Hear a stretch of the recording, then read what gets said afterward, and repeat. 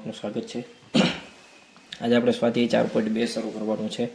છેલ્લે આપણે અવયવીકરણની ટૂંકી રીત શેરી મેથડ જોઈ હતી। આજે આપણે પ્રશ્ન પહેલો 4.2 નો નીચે આપેલ સમીકરણના ઉકેલ અવયવીકરણની રીતથી મેળવો। એની અંદર પહેલું x² - 3x - 10 = 0। હવે આવા જે નાના આંકડા આવે છે અચળ પદ, બરોબર, તો એને શું કરવાનું હતું કે x² નો સહગુણક અને 10 અચળ પદ, ટૂંકમાં આ બેયનો ગુણાકાર કરવાનો, કેટલો થાય 10। હવે 10 ના એવા ભાગ પાડવાના, અહીંયા હોય એ કામ કરવાનું અને અહીંયા હોય એ નિશાની સહિત જવાબ આવવો જોઈએ। અહીંયા શું છે તો કે બાદબાકીની નિશાની, તો કે બાદબાકી કરવાની, જવાબ આવવો જોઈએ -3।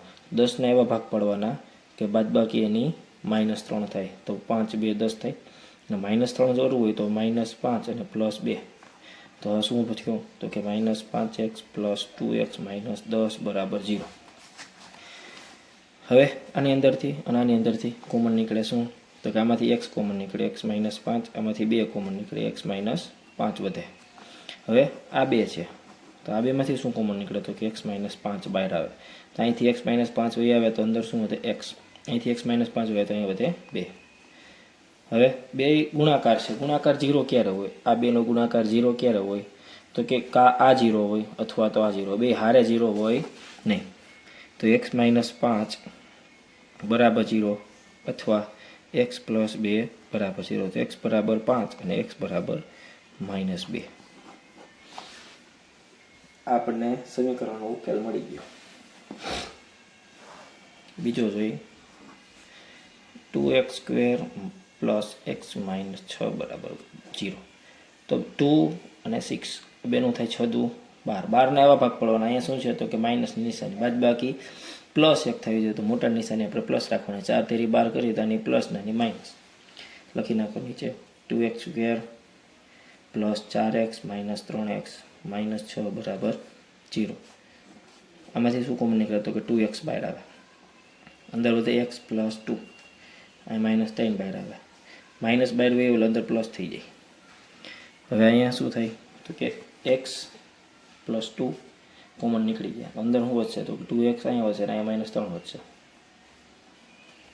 તો x + 2 = 0 અથવા 2x - 3 = 0।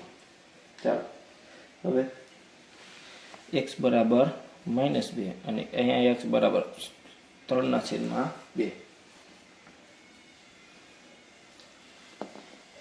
ચાલો હવે ત્રીજો પ્રશ્ન √2x² + 7x + 5√2 = 0। જો રૂટ જોઈને આપણે મગજ મગડી પર કંઈક થવા માંડે, પણ બહુ કંઈ ટેન્શન લેવાનું નહીં, ગુણાકાર કરીને શરૂ કરવાનું એટલે દાખલો ઓટોમેટિક થઈ જાય। 5√2 અને √2 કેટલા થઈ 10 થઈ જાય। હવે 10 ના એવા ભાગ પાડવાના છે કે સરવાળો 7 થાય, તો કે 5 2 10 અને 2 પ્લસ જ આવશે, સરવાળો પ્લસમાં છે, તો √2x² + 2x + 5x + 5√2 = 0। અહીંથી શું કોમન નીકળે √2 અને x, હવે અંદર શું વધશે x + 1, સોરી √2 વધે, કારણ કે આની અંદર 2 √2 હોય, √2 × √2 એટલે 2 થાય, તો આમાંથી એક √2 બહાર કાઢી લીધો, એક x બહાર કાઢી લીધો, તો અહીંયા શું વધ્યું તો કે x વધ્યો, અહીંયા શું વધ્યું તો કે √2 x બહાર વહ્યો તો √2 તો હજી એમનો જ છે એટલે એ ધ્યાન યાદ રહે, +5, અહીંયા ખાલી 5 કોમન નીકળ્યા, અંદર x + √2 એમનો। હવે આ બેમાંથી શું બહાર આવશે તો કે x + √2 અને વધ્યું શું તો કે √2x + 5 = 0। અહીંયા પણ એમ જ √2x = 0 અથવા x = -5/√2 અને અહીંયા આવશે x = -√2। કા 0 હોય કા 0, અહીંયા આપણે સીધું લખી નાખ્યું, અહીંયા આપણે એક સ્ટેપ કર્યું, તમે સીધું લખો તો પણ હાલે, 2 માર્ક્સમાં હોય। ચોથું 2x² - x + 1/8 = 0।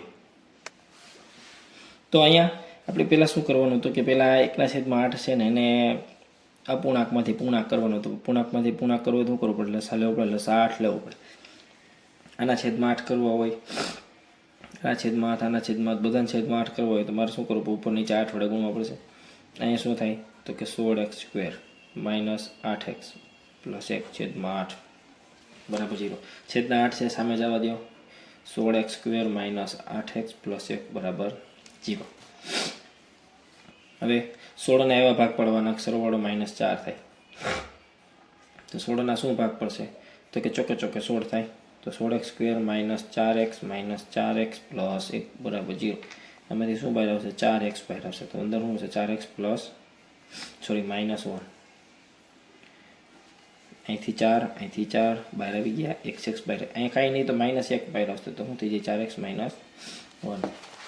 હવે અહીંયા શું આવશે તો કે 4x - 1 બહાર આવે. અંદર શું વધે 4x - 1. તો x - 1 બરાબર 0 અથવા 4x - 1 બરાબર 0. x બરાબર 1/4 આવ્યું. અહીંયા આવ્યું x બરાબર 1/4. નેક્સ્ટ આપણે જોઈએ પાંચમો. 100x² minus 20x plus 1. આ આગલા જેવો જ છે.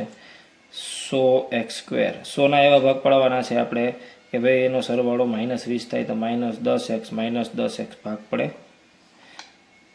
10 ને 10 20 ને 10 × 10 કરો એટલે 100 થઈ જાય. આમાંથી 10x કોમન નીકળશે તો અંદર શું થાય 10x - 1. આમાંથી ખાલી -1 બહાર આવશે તો 10x - 1 બરાબર 0. તો 10x - 1 કોમન નીકળે તો હોય તો હું 10x - 1. 10x - 1 બરાબર 0 અથવા 10x - 1 બરાબર 0. તો x બરાબર આવ્યું 1/10. અહીંયા આવ્યું x બરાબર 1/10. ત્યારબાદ આપણો પ્રશ્ન એવો છે કે ભાઈ ઉદાહરણ 1માં દર્શાવેલ સમીકરણના ઉકેલ મેળવો. ઉદાહરણ 1માં જે મેળવેલું સમીકરણ છે એની અંદર આપણે એનો ઉકેલ મેળવવાનો છે. તો આપણે આખું ઉદાહરણ 1 જ કરી નાખીએ. તો પ્રશ્ન બીજો એમાં પહેલું એમાં આપણે લખીએ ઉદાહરણ 1.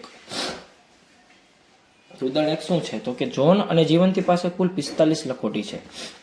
તો 45 લખોટી હોય તો આપણે ધારવાનું કઈ રીતે થાય તો કે ધારો કે ઝોન પાસે રહેલી લખોટી બરાબર x. તો જીવંતી પાસે કેટલી થાય જીવંતી પાસે રહેલ લખોટી થાય 45 - x. કારણ કે કુલ લખોટી કેટલી છે તો કે 45. એમાંથી એક ઝોન પાસે x લખોટી હોય તો 45 માંથી x બાદ કરીએ એટલે કોની પાસે હોય જીવંતી પાસે. હવે શું કરો પ્રત્યેક વ્યક્તિ 5 લખોટી ખોઈ કાઢે છે અને હવે તેમની પાસે બાકી રહેલ લખોટીઓની સંખ્યાનો ગુણાકાર 124 છે. આનો મતલબ શું થાય તો કે જો ઝોન 5 લખોટી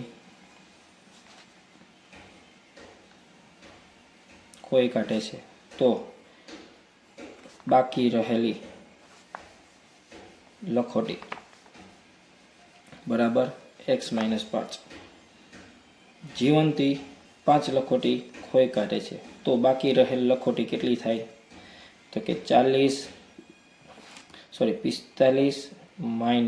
x - 5 એટલે થાય 40 - x. ચાલો હવે તો કે બાકી રહેલી લખોટીનો ગુણાકાર 124 છે. તો બાકી રહે એટલે ઝોન પાસે x - 5 રહે અને જીવંતી પાસે 40 - x રહે. બેનો ગુણાકાર તમને આપ્યો છે 124. તો હવે શું કરવાનું તો કે હવે આનો ગુણાકાર કરવાનો. 40x પહેલાનો ગુણાકાર પહેલા એરે પહેલાનો ગુણાકાર બીજા એરે -x². હવે બીજાનો ગુણાકાર પહેલા એરે એટલે -200 અને +5x બરાબર 124. હવે બધાને ભેગા કરી દો અને -x² છે એને આપણે પ્લસ કરી નાખી બરાબરની સામે જવા દો. બધાને બરાબરની સામે લઈ જાવ શું થાય x² - 45x કારણ કે 40x + 5x એટલે 45 થાય. 45 પ્લસ આવે તો બરાબરની માઇનસ થઈ જાય અને -200 છે તો સામે જાય તો +200 એટલે 124 અને 200 કેટલા થઈ જાય 324 બરાબર 0. 324 ના આપણે એવા ભાગ પાડવાના છે તો કે 324 ના ભાગ સીધા આપણે પાડીએ તો સીધા પડે નહીં. તો આપણે અહીંયા ટૂંકી રીતે આપણે જે હમણાં શીખાતા આપણે 324ની આપણે શેરી મેથડ કરીએ. શેરી મેથડ એટલે 324 ગુણ્યા 1 કરીએ.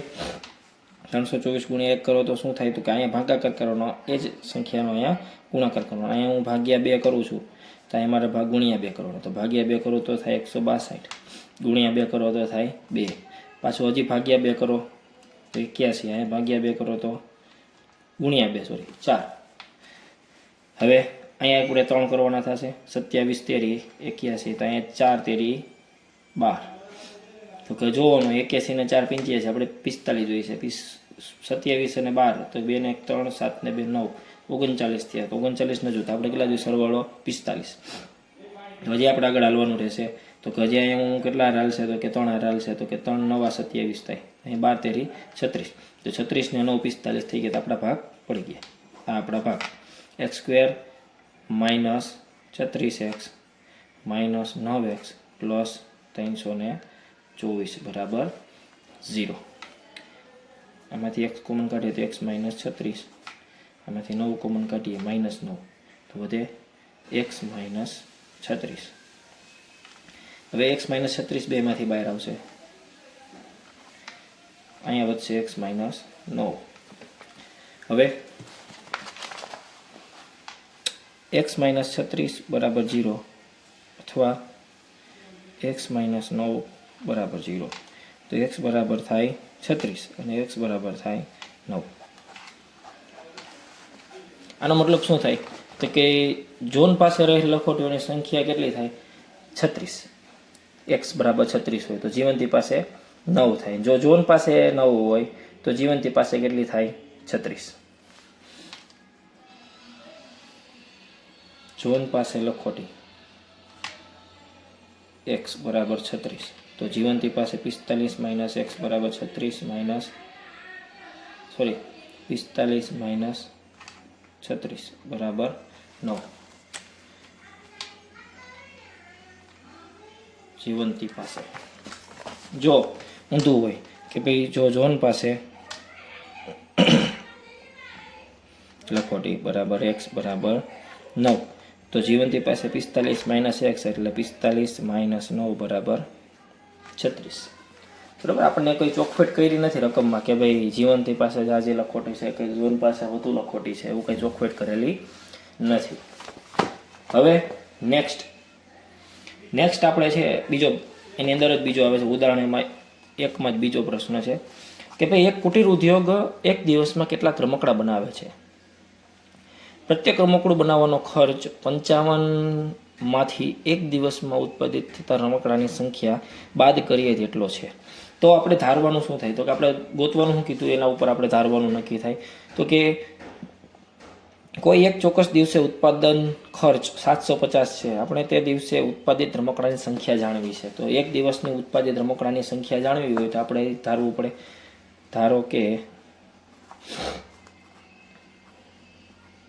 નિશ્ચિત દિવસે ઉત્પાદિત રમકડાની સંખ્યા બરાબર x. હવે પ્રત્યેક રમકડું બનાવવાનો ખર્ચ પ્રત્યેક રમકડું બનાવવાનો ખર્ચ 55માંથી એક દિવસમાં ઉત્પાદિત થતા રમકડાની સંખ્યા બાદ કરી એટલો છે. તેથી એક રમકડું બનાવવાનો ખર્ચ બરાબર 55 માઇનસ x અને કુલ ઉત્પાદન ખર્ચ કુલ એક દિવસનો ઉત્પાદન ખર્ચ 750 રૂપિયા છે.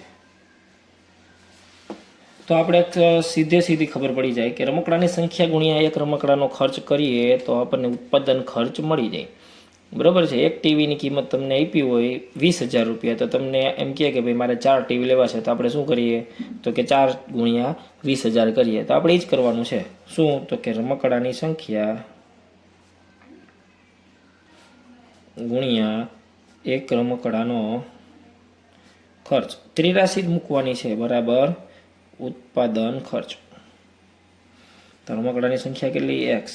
એક રમકડાની કિંમત કેટલી તો કે 55 - x, તો આપણને મળે કેટલું? 750. હવે આનો સાદો આપણે જે ગુણાકાર કરીએ છીએ 55x - x² બરાબર 750. તો હવે -x² ને આપણે પ્લસ કરી નાખીએ, +55 સામે જઈએ તો -55 અને +750 બરાબર 0. હવે 750 ભાગ પડશે અહીંયા, તો 750ને એવા ભાગ પાડવાના છે કે જેનો સરવાળો -55 થાય. તો 750 આપણે શું ભાગ પાડીએ તો કે આપણે આપણી જૂની મેથડ જે નવી શીખા પડે એમને શેરી મેથડ, ટૂંકી રીત. તો એને 750ને હું 2 વડે ભાગી શકું તો કે આ ભાગી શકાય. તો 750ને 2 વડે ભાગો તો જવાબ આવે તમારો 375 ગુણ્યા 2. પછી તો કે 375નો 2 વડે ન ભંગાય તો 3 વડે ભાંગીએ, તો 3 વડે ભાંગીએ તો ખબર પડે કે 3 વડે ભંગાય છે કે નહીં. તો કે 7 ને 3 10 ને 5 15, સરવાળો 3 વડે ભંગાતો હોય તો એ સંખ્યા 3 વડે ભાગી શકાય. તો અને 375 ભાગ્યા 3 કરો તો તમારો જવાબ આવે 125 ગુણ્યા અહીંયા 3 વડે ભાગ્યો તો 3 વડે ગુણવાના 6 થાય. હવે 125 છે તો હવે 3 વડે નહીં હાલે, તો હવે સીધો 5 વડે હાલશે. તો 5 વડે શું થાય તો કે 25 × 5 = 125. અહીં 5 વડે ભાગ્યો તો અહીં 5 વડે ગુણો 6 × 5 = 30. તો જો 30 25 55 થઈ જાય તો કે હા થઈ જાય. -30 - 25 તો x² - 30x - 25x + 750 બરાબર 0. હવે x કોમન નીકળશે એમાંથી, તો x - 30 વધે. અહીંથી 25 બહાર આવે તો અહીં x - 30 વધે. ચાલો હવે x - 30 કોમન કાઢી લ્યો, અહીંયા x વધે, અહીં -25 વધે બરાબર 0. કા 0 હોય x - 30 બરાબર 0 અથવા x - 25 બરાબર 0. તો x બરાબર 30 અને x બરાબર 25 જવાબ આવે. તો આપણે ખબર પડે અહીંથી કે ભાઈ નિશ્ચિત દિવસે ઉત્પાદિત રમકડાની સંખ્યા 30 અથવા 25 આપણને મળે છે. બે એકારે ન હોય, કાં 30 હોય કાં 25 હોય, બરાબર છે. બે આ વસ્તુનું સમાધાન કરે છે. આ જે આપણી જે ધાર્યું છે એનું સમાધાન બે કિંમત કરે છે, 30 કરે છે અને 25 કરે છે. રેડી?